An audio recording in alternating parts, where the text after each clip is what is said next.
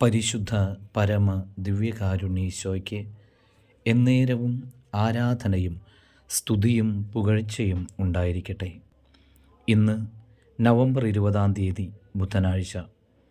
പുതിയ പ്രഭാതം നൽകി നമ്മെ അനുഗ്രഹിച്ച നല്ല തമ്പുരാൻ്റെ മുമ്പിൽ നന്ദി നിറഞ്ഞ ഹൃദയത്തോടെ നമുക്ക് ശിരസ് നമിക്കാം. ഇന്ന് പറയുന്ന വാക്കുകളെയും ചെയ്യുന്ന ജോലികളെയും കണ്ടുമുട്ടാൻ പോകുന്ന വ്യക്തികളെയും യാത്ര ചെയ്യുന്ന വാഹനങ്ങളെയും കർത്താവിൻ്റെ സന്നിധിയിൽ സമർപ്പിച്ച് അവിടുത്തെ സംരക്ഷണത്തിനായി നമുക്ക് പ്രാർത്ഥിക്കാം. ലൂക്കാ സുവിശേഷം 16-ാം അധ്യായത്തിലെ 15-ാം തിരുവചനം ഇന്ന് നമുക്ക് ധ്യാനിക്കാം. മനുഷ്യർക്ക് ഉത്കൃഷ്ടമായത് ദൈവദൃഷ്ടിയിൽ നികൃഷ്ടമാണ്.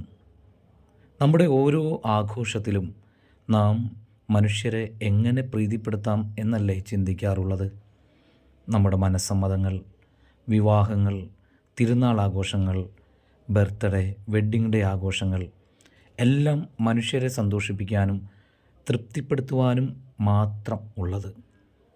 ഇന്നു മുതലുള്ള നമ്മുടെ ജീവിതാഘോഷങ്ങളിൽ നമ്മെ രക്ഷിക്കാൻ കഴിയുന്ന നമ്മുടെ ഈശോയെ സന്തോഷിപ്പിക്കാൻ നമുക്ക് പരിശ്രമിച്ചുകൂടെ?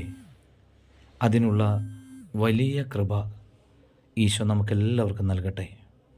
പരിശുദ്ധ പരമ ദിവ്യകാരുണ്യീശോയ്ക്ക് എന്നേരവും ആരാധനയും സ്തുതിയും പുകഴ്ചയും ഉണ്ടായിരിക്കട്ടെ.